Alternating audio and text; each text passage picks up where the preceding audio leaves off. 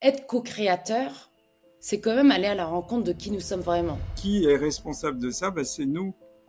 Mais ce qu'on a créé, on peut le décréer. La vie est participative, comme la physique quantique est participative. Et donc, vivre, c'est aller chercher certaines potentialités et en éliminer d'autres. Comment est-ce qu'on peut réinviter cette nature vibratoire, ce champ des possibles dans notre vie? La physique quantique est applicable à l'infiniment petit, les atomes, les molécules. On commence à envisager les cellules. Et si on envisage les cellules, ça veut dire que l'homme a une dimension quantique qui vient s'ajouter à sa dimension classique. Quand j'étais malade, j'avais envie de guérir en fait, j'avais envie d'inviter cette potentialité. C'est que finalement, peut-être que la maladie, c'est l'expression d'une inadaptation entre notre présent et notre futur. Compte tenu de notre passé, ça serait une incompatibilité temporelle.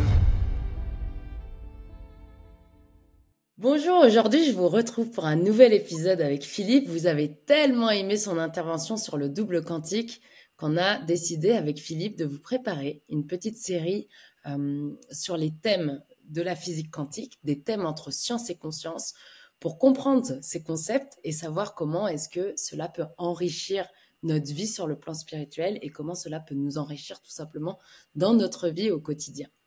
Bonjour Philippe. Bonjour Alem. Je suis heureuse de te retrouver aujourd'hui. Plaisir partagé. Merci d'être là et partager ton savoir, ta vision et ton amour de ces ponts entre science et conscience. C'est vraiment un plaisir de t'avoir et de continuer cette aventure. Aujourd'hui, je t'invite pour échanger sur un thème qui me tient à cœur, c'est comment réinviter le champ des possibles dans notre vie. Du coup, dans cet épisode, j'ai envie qu'on puisse échanger sur cette expérience de la physique qui va révolutionner la physique, qui sont les fentes de Jung. Comment est-ce que De Broglie reprend cette expérience qui va nous montrer que la matière n'est pas aussi solide que ce que l'on croit. Alors, effectivement, la physique quantique a été un séisme pour les physiciens classiques, à tel point qu'on disait que l'enfer pour un physicien classique, c'est de recevoir 8 heures par jour après sa mort un cours de physique quantique, et l'inverse pour un physicien quantique. L'enfer pour lui, c'est recevoir pendant 8 heures par jour des cours de physique classique. Alors, évidemment, physique quantique et physique classique sont deux disciplines complémentaires. Ça dépend de l'échelle à laquelle on se place. La physique quantique est applicable à l'infiniment petit, donc j'appelle infiniment petit les atomes, les molécules. On commence à envisager les cellules. Et si on envisage les cellules, ça veut dire que l'homme a une dimension quantique qui vient s'ajouter à sa dimension classique. Et Potentiel. puis, la physique classique s'adapte à des gros objets. Alors, ça peut être un tube de dentifrice, une assiette, une planète, une galaxie, un amas de galaxies. Alors, Et nous aussi. et nous aussi, bien sûr. Alors, dans la physique classique, il y a une incompatibilité entre la matière et la vibration. D'ailleurs, pour les physiciens classiques, la mécanique décrit la façon dont la matière se comporte, elle se déplace. On a même des disciplines comme la mécanique céleste qui est spécialisée dans la description du mouvement des planètes. Et puis, vous avez l'optique qui décrit comment la lumière se déplace. Et la révolution de la physique quantique, c'est de considérer qu'un objet quantique, il est à la fois onde et corpuscule. Alors le et est important, on verra que beaucoup de propriétés se caractérisent par un et qui est une inclusion, alors que la physique classique, c'est plutôt un ou, une exclusion. Alors, on est dans les années 20, précisément en 1924, et Louis de Broglie, c'est sa thèse de doctorat, émet l'hypothèse théorique qu'un électron a une double dimension onde et corpuscule. Par la suite, on a étendu cette double dimension aux atomes et aux molécules. Et comme je l'ai déjà dit, on commence à l'envisager pour les cellules. Alors ça a Il y a l'air de des rien, mais... études, je te coupe un instant, Philippe. Oui, Il y a vas-y, des vas-y. études qui nous montrent aujourd'hui à l'échelle, parce que ça, c'est le grand débat. Non, la physique, les principes de physique quantique ne s'appliquent pas à notre échelle. Je dis grand débat parce qu'il y a des physiciens qui sont catégoriques. Non, non, c'est que l'infiniment petit, c'est prouvé par la science, etc. Il y a d'autres physiciens qui l'explorent et qui disent non, non. Enfin, déjà, il y a eu les recherches de Penrose sur les effets quantiques au niveau du cerveau. Mais je serais vraiment curieuse de profiter là de cet échange avec toi pour savoir quelle étude récente nous montrerait Bah, par qu'il y aurait exemple, il y a des études qui datent de 2007 qui ont montré par exemple que la photosynthèse, qui est une très grosse molécule, et donc quand on emploie le mot grosse ou grand, ça veut dire qu'on exclut la physique quantique. Et il se trouve que la photosynthèse, on verra pour le tout possible, elle a des propriétés quantiques. La migration des oiseaux s'expliquerait par un effet quantique. L'olfaction, on pourrait dire aussi que l'enzymologie, une enzyme, c'est une protéine qui accélère la transformation des réactifs en produits. Et ça accélère d'une façon considérable, ça obéit aussi à des lois quantiques. Donc on s'aperçoit que la biologie, qu'on le veuille ou pas, a une description à la fois classique et quantique.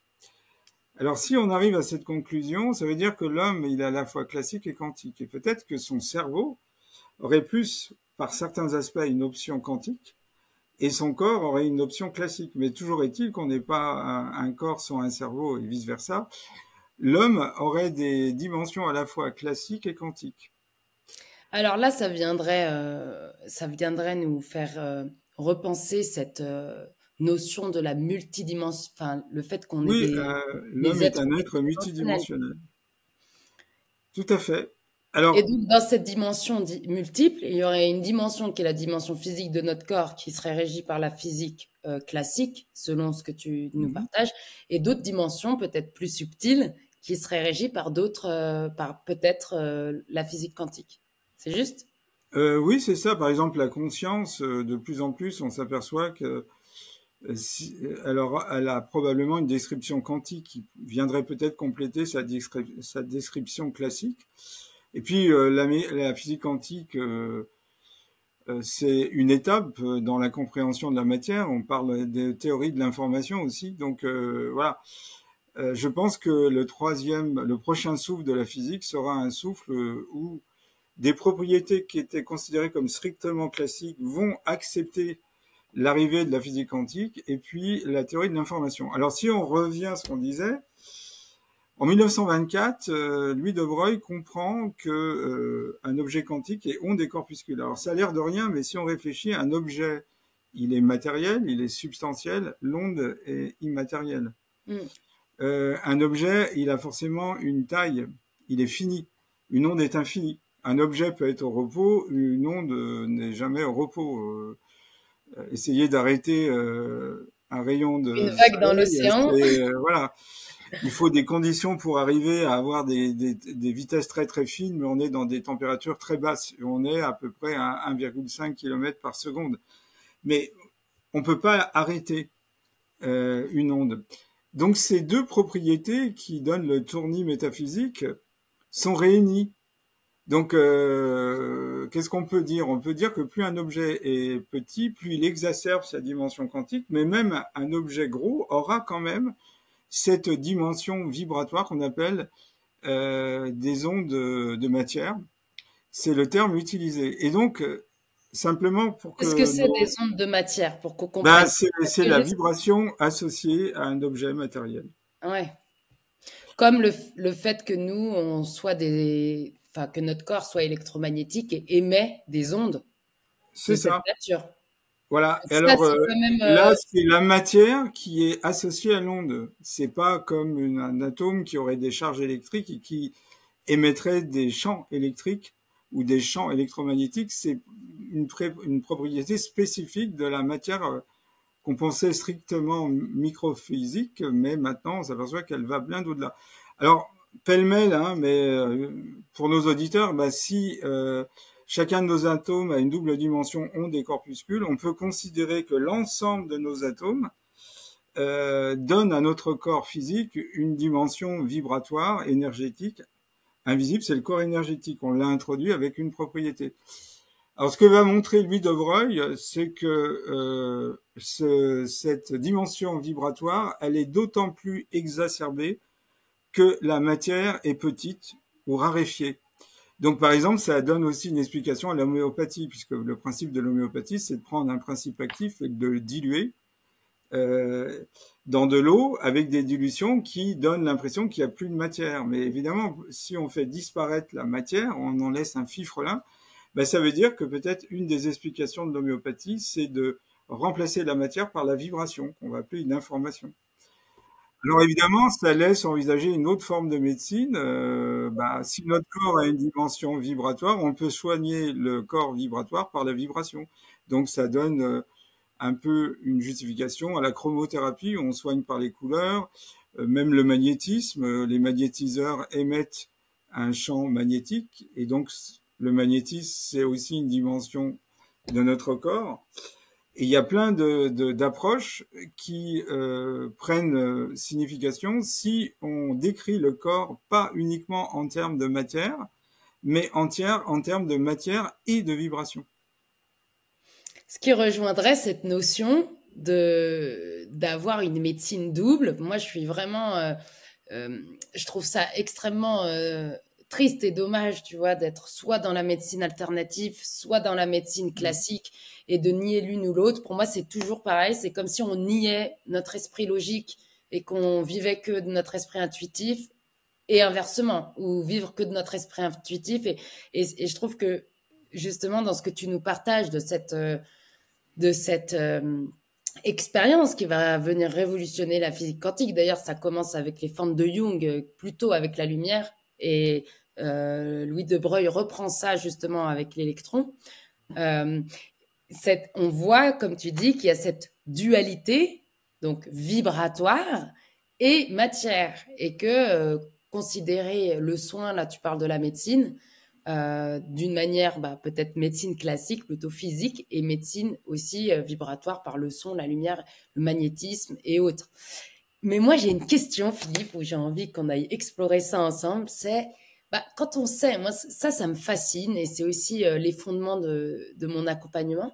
C'est quand on voit que nous dit notre infiniment petit et comment s'en inspirer, quand notre infiniment petit est, avant qu'il y ait un observateur ou une mesure, vibration ondulatoire. Et dans cet ondulatoire, l'électron peut exister dans tous les états possibles. C'est un peu l'idée du chat de Schrödinger. Il est à la fois mort et vivant dans la boîte tant qu'on n'a pas ouvert la boîte. Et moi, je me suis posé cette question. J'ai ma réponse. Je le pratique dans mes accompagnements. J'ai vu des transformations incroyables. Mais j'ai envie de t'entendre. C'est comment est-ce qu'on peut réinviter cette nature vibratoire, ce champ des possibles dans notre vie, et réinviter ses potentialités et ôter toutes ces limites qui nous empêchent finalement de vivre nos aspirations dans cette réalité bien matérielle. J'ai envie de t'entendre sur ce sujet. Alors, je crois que tu as fait une émission sur la mesure. Ce qui distingue la physique classique de la physique quantique, quand on fait une théorie de la mesure, c'est le fait que le physicien va intervenir par ses instruments, mais également par sa conscience, donc par sa croyance. Et ses croyances, ses pensées, sa conscience vont jouer dans les solutions qu'on va ramener dans notre vie. Alors, on a dit que la physique quantique se caractérisait par un « et ». Par exemple, si on prend de façon un peu simpliste, mais pédagogique, une particule, dans notre monde à nous, elle peut être au nord ou au sud ou à l'est ou à l'ouest. Elle peut pas être aux 4 points cardinaux. En physique quantique, elle est aux 4 points cardinaux avant la mesure. C'est-à-dire, elle est simultanément au nord et au sud et à l'est et à l'ouest. Et quand on fait une mesure, eh bien, si celui qui fait la mesure va prendre la solution nord, eh bien, il fait venir dans son existence la solution nord. Ce qui fait que la physique quantique est qualifiée de physique participative, parce qu'on ne peut plus séparer celui qui fait la mesure de la mesure obtenue. D'ailleurs, la mesure obtenue, on appelle ça une observable, et celui qui fait la mesure, ça s'appelle un participant. Donc, le monde qui nous entoure est basé avant la mesure dans un tout possible. Et quand on fait une mesure, c'est nous qui allons chercher certaines possibilités et pas d'autres. Donc, c'est un travail sur ne pas être enfermé par nos propres croyances, nos limites, c'est une invitation à la décroyantisation, et donc la physique quantique nous invite à la responsabilité. Parce que si on reprend l'expérience, on peut être au nord, au sud, Mm. à l'est, à l'ouest, on peut être un peu malade, un peu guéri, très très malade ou à l'article de la mort. Qui est responsable de ça? Ben, c'est nous. Mais ce qu'on a créé, on peut le décréer. Et donc ça nous donne une forte liberté. Mais dans notre nature, dans notre infiniment petit, il y a ce champ des possibles, là où, comme tu as dit, tous Hmm. ces états existent pour être aussi passé à travers la maladie et avoir vraiment voulu pendant, enfin, quand j'étais malade, bah, j'avais envie de guérir, en fait. J'avais envie Hmm. d'inviter cette potentialité et j'ai guéri. Mais tu penses pas qu'il y a aussi un facteur extérieur sur ces notions-là, parce qu'il y a aussi des personnes qui traversent ça et qui finalement bah, ne guérissent pas, ou il y a un autre choix, même si elles ont eu envie de guérir. Je te pose une question, Oui, bah oui, voilà, bien sûr. Ben, on passe classique, sur les maladies, mais il y a eu beaucoup d'études faites, principalement aux États-Unis, sur les guérisons dites miraculeuses. Et on s'est rendu compte qu'un des éléments très importants, c'est qu'à un moment donné, on voit du positif dans sa maladie. Alors ouais, ça paraît curieux parce que, comme je dis souvent, on n'aime pas être malade, on aime l'avoir été. Mais quand on est malade, on vit des moments très très intenses parce que peut-être que demain on sera plus là. Et on s'est rendu compte que si les gens commencent à comprendre que leur maladie est une opportunité de changement et ouais, qu'ils l'acceptent, et ben souvent ils guérissent. Et il y a un médecin ça a qui été a mon cas. interrogé des gens qui avaient réussi à guérir de façon non explicable, comme on dit, par la médecine allopathique. Ils ont tous dit, c'est le cancer qui m'a sauvé la vie. Donc au début, ils corrigeaient. Ils disaient, ben non, c'est pas le cancer que vous avez sauvé la vie. Vous avez échappé au cancer. Ils disent, non, non, c'est le cancer qui m'a sauvé la vie parce qu'ils étaient dans des impasses existentielles. Et donc, ça nous amène à une autre compréhension. Et là, la mécanique quantique n'a pas vraiment révolutionné notre conception du temps. C'est que finalement, peut-être que la maladie, c'est l'expression d'une inadaptation entre notre présent et notre futur, compte tenu de notre passé. Ça serait une incompatibilité temporelle. Et que la maladie nous amène dans Un une phase de ralignement. transition pour pouvoir transmuter. D'ailleurs, Alors, je rebondis sur ce que oui, tu oui. dis, parce que c'est vrai que quand on traverse des maladies graves, on se sent jamais aussi vivant, dans le sens où on réalise pas, enfin moi en tout cas dans ces états-là, qui sont des états très douloureux, très difficiles, où on ne sait pas quelle va être l'issue, on l'espère, on fait tous ce qui est dans notre pouvoir co-créateur, mais on réalise à quel point la vie est belle et précieuse. Et, et, et du coup, quand tu dis c'est le cancer qui m'a rendu la vie, moi, ça me fait sourire, c'est un paradoxe. Mais c'est vrai que quand on traverse ça, on réalise à cet instant le précieux et la beauté de la vie. Et pour continuer sur cet infini des possibles, parce que là, tu parlais des 4 points cardinaux, tu parlais bah, justement de la maladie. Comment est-ce que toi, moi, je partagerai quelques tips aussi, mais comment est-ce que toi, tu nous donnerais un conseil pour réinviter ce champ infini qui est accessible dans le champ de la conscience, qui est plus de nature quantique, dans notre quotidien? Ben, déjà, il faut s'observer et regarder quand on a tendance à restreindre le choix des possibles. On Tu a me tous voles mes cette tips, tendance hein. à dire ah ben non, c'est pas possible, voilà. Parce que à partir du moment où on réduit le champ des possibles, le champ des possibles se réduit. Ouais. Parce Mm. que la vie est participative, comme la physique quantique est participative. Et donc vivre, c'est aller chercher certaines potentialités et en éliminer d'autres. Elles sont pas éliminées, mais elles sont écartées de nos vies. Et donc c'est ça qui est intéressant, c'est-à-dire qu'avant la mesure, tout est possible. Alors j'ai pris un exemple simpliste avec 4 positions géographiques, mais ça peut aller beaucoup plus loin.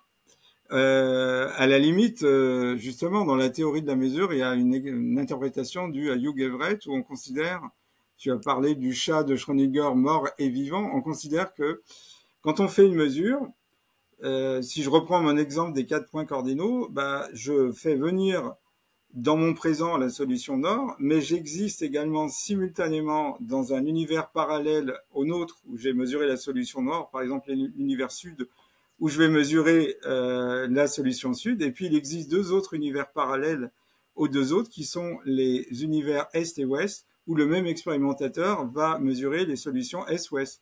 Alors après, il y a plein de Alors là, spéculations. tu ouvres la porte du multivers. Je pense que ce sera le sujet d'une autre vidéo, Voilà, Philippe. voilà, c'est l'exemple du multivers. Ce qui Mais est génial avec Philippe, c'est qu'on peut parler de tout pendant des heures. Mais là, on va recentrer juste sur cette... Bah, c'est vrai que réinviter le champ des possibles, c'est aussi en lien avec le multivers. C'est comme réinviter une réalité potentielle différente. Euh, donc, tu as dit déjà, c'est déjà prendre conscience de ce qui nous limite. Et ben, puis, c'est-à-dire qu'il faut essayer de s'observer quand on dit, ben non, ça c'est pas possible, ça j'y arriverai pas, etc. C'est un des éléments forts quand on veut travailler sur son estime de soi. Faut se donner des objectifs qui sont en dehors de sa zone de confort. Donc, et progressivement, on se désensibilise de notre formatage qu'on a pu recevoir dès l'enfance ou qu'on s'est même construit nous-mêmes. On dit, bah ça c'est pas possible. Bon, c'est le fameux proverbe, ils ne savaient pas que c'était impossible, ils l'ont réussi. du coup, ils l'ont Moi, ça fait. m'est arrivé, puisque je devais, dans mon travail, intégrer une équation, et puis j'ai pas lu que c'était marqué non intégrable. Donc, si j'avais lu, je l'aurais pas fait, mais comme je ne savais pas que d'autres avaient essayé, s'étaient cassé la tête, j'y suis arrivé, alors que j'aurais pas du tout suivi cette voie. Si j'avais lu, bah, c'est pas possible de le faire Ouais. puisqu'on n'y arrive pas. Pour rebondir sur ce que tu dis, tu vois, j'avais lu à l'époque une étude qui montrait en France que beaucoup d'enfants qui ont des parents qui ont fait Polytechnique font Polytechnique facilement parce que aussi grandissent avec cette idée que c'est complètement faisable et facile. Alors que enfin voilà, dans un autre contexte, on a l'impression que c'est une école impossible à avoir. Bah, ça forge. Et il y a, bon, bah voilà, il y a l'effet Pygmalion. Il y a plein d'études qui montrent comment on peut restreindre ce champ des possibles. D'ailleurs, moi, c'est un sujet qui me tient à cœur et le mois de mai, le mois de mai sera dédié à ça dans la communauté où chaque semaine, on va mettre en place des choses pour déconstruire, comme tu dis, pour le réinviter, pour voir comment on peut le réinviter. Parce que c'est quelque chose que moi j'ai appliqué pour guérir dans ma vie, que j'ai appliqué pour attirer l'amour, que j'ai appliqué pour plein de choses. Et c'est pas un chemin, tu vois, un peu new ageiste, parce que moi je suis aussi un peu pas contre le New Age, ça a ouvert des portes spirituelles, mais il y a un côté simpliste qui me rétracte en tout cas, c'est que c'est pas être co-créateur, c'est quand même aller à la rencontre de qui nous sommes vraiment. Moi, je suis ingénieur, toi, tu es physicien, et moi, je me suis dit, si j'étudie le monde, d'ailleurs, quand j'ai commencé à faire des sciences à 18 ans, j'avais envie de mieux comprendre Dieu, parce que ce que j'avais reçu de la religion m'allait pas. Et en fait, en comprenant notre nature, c'est pour ça qu'aujourd'hui on parle de physique quantique, eh ben on se rapproche de ce qui on est, de nos capacités, de notre vrai potentiel. Et, euh, et ça, c'est pas juste, tu vois. J'invite un autre futur, je veux autre chose, une autre réalité. Puis je suis assis dans mon canapé et puis il suffit que je pense positif, comme toi tu dis la méthode Coé, Alors, et on ça va arrive. Pas donner, du tout. C'est un voilà, chemin. on va donner une image. Le futur, on peut l'associer à une vibration. Et nous, nos pensées, c'est une vibration. Il faut qu'on soit en résonance avec ce futur. Tu donnais l'exemple, effectivement, on s'aperçoit, il y a plein d'études où quelqu'un qui est né dans une famille où le père ou le grand-père a fait Polytechnique, ils sont pas formatés à l'idée que c'est un exercice impossible d'intégrer Polytechnique. Ils sont préparés en quelque sorte. Il y a une résonance. Donc, le fait de restreindre ses possibilités par rapport à un objectif, ça veut dire qu'on est en dissonance. On peut prendre cet exemple comme ça en disant, bah, je m'observe, j'essaye de voir quand je dis jamais ou c'est pas possible, etc. Et je me dis, bah, est-ce que c'est un effet culturel ou c'est vraiment impossible? Et il y a des tas de gens qui pensaient que un objectif n'était pas atteignable et le principe du coaching d'estime de soi, c'est de se donner des petits challenges qui sont un petit peu supérieurs à celui qu'on est capable de réaliser, de façon à ce que l'ambition ne soit pas un échec, mais y aller progressivement. Et donc, en y allant progressivement, on ajuste sa vibration de façon à ce que on soit aligné sur son futur. On peut très bien envisager que le futur a une dimension et que nous avons une dimension. Et donc, l'art de la réussite dans la vie, c'est d'arriver à ajuster son futur à qui on est. Et donc là aussi, il y a des effets de mode. Moi, je connais des gens qui ont été programmés pour faire Polytechnique et ça leur convenait pas. À une Ouais. époque, j'ai connu des médecins qui disaient, bah moi j'ai été programmé pour devenir ingénieur, mais moi ce que je voulais c'était aller dans la médecine. Et puis voilà, ça n'a pas marché parce que c'était pas leur nature profonde. Mais à partir du moment où ils se sont alignés sur ce qu'ils voulaient, chevillés au cœur, au corps, ça marche. Ah Donc oui, c'est magnifique. Et c'est fou les voiles. Moi, je te parle d'expérience des personnes que j'accompagne, que je vois dans ma communauté. Les voiles qu'on doit lever pour que la personne puisse s'autoriser à vivre ça. Et des fois, c'est plus dur ça, tu vois, comme tu disais, de déconstruire, à un moment, t'as dit, que d'inviter ou d'oser rêver, en fait. Et souvent, c'est des voiles qu'on s'est mis, ou c'est enfin, l'expérience dans cette vie, notre transgénérationnel. Enfin, c'est plein de facteurs. C'est toute l'information que l'on porte sur nous qui fait qu'est-ce qui me limite? Où est-ce que cette information me limite et comment ça me coupe de ces potentialités-là?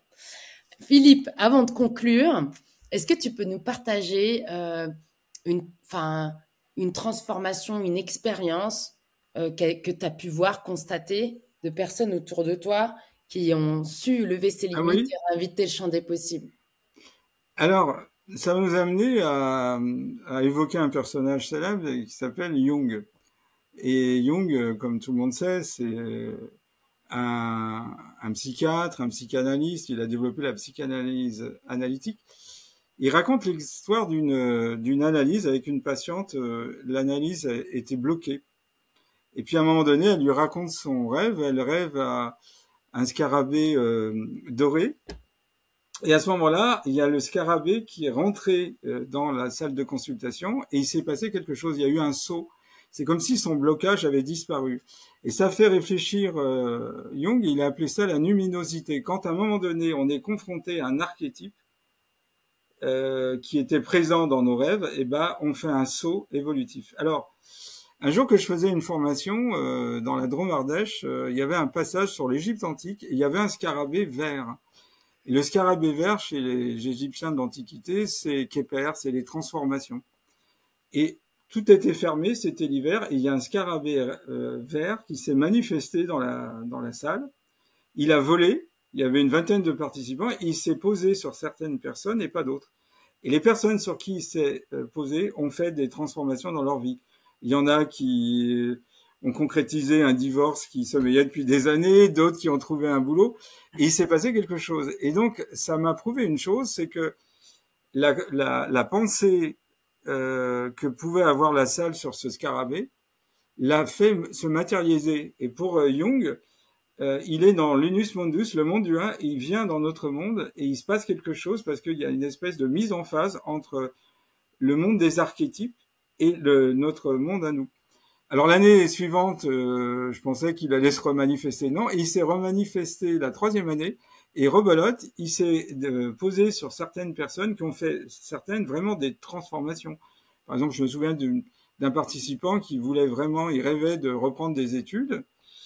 Et il a repris des études, il a eu un diplôme, il avait fait un diplôme universitaire et son rêve a été concrétisé. Et donc lui aussi, il disait mais moi j'ai pas fait d'études, j'y arriverai jamais, il faut écrire un mémoire, enfin tous les obstacles. Et finalement, non seulement il a eu son mémoire, mais il l'a eu avec mention très bien, c'était très bien décrit, bien structuré, etc. Et ça a été pour lui une espèce de coaching formidable parce qu'il s'est rendu compte que il avait les capacités pour aller dans une direction d'apprentissage qu'il pensait ne pas avoir et de structurer sa pensée. Merci Philippe pour ce partage. D'ailleurs, pour tous ceux qui veulent creuser ces sujets, bah, on peut retrouver Philippe à son stage du double quantique le 3 et 4 mai. C'est juste à Annecy, Oui, hein, dans la oui, région c'est à d'Annecy. Mété exactement. Annecy Mété, vous trouvez toutes les informations sur mon site Voilà, métédusavoir.com. il reste plus beaucoup de places, donc inscrivez-vous vite pour ceux qui sont intéressés. Sinon, bah, ce sera sur liste d'attente jusqu'aux prochaines dates, il me semble, hein, n'est-ce pas, Philippe? Ben, s'il y a encore, comme ça a été arrivé le 19 et le 20 avril, ben, on fera Ouais, une nouvelle, voilà. Mais bon, il reste encore un peu de place, donc il ne faut pas ok. trop tarder. Voilà, Et puis merci. pour ceux qui ont envie d'aller creuser ce sujet d'ouverture de l'infini des possibles et comment l'inviter dans sa vie avec vraiment des exercices ciblés et pratiques, et ben, je vous invite à rejoindre ma communauté. Ça tombe bien, c'est le sujet du mois. Et ben, je me ferai un plaisir de vous accueillir si cela résonne en vous. Et merci Philippe pour cet échange encore une Merci à fois toi. riche et pour ce moment de partage. Merci. Merci à toi. Et je te retrouve pour le prochain épisode qui sera sur l'illusion du temps et comment écrire ou réécrire un futur potentiel, l'inviter dans son présent et pouvoir reconnaître les synchronicités. Donc ça va être passionnant. À bientôt Philippe. À Ciao. bientôt. Si l'esprit revealing entre science et conscience résonne en toi et que tu souhaites enfin voir ta vérité intérieure se refléter dans ta vie, alors je t'invite à découvrir cette masterclass 100% gratuite en cliquant juste ici.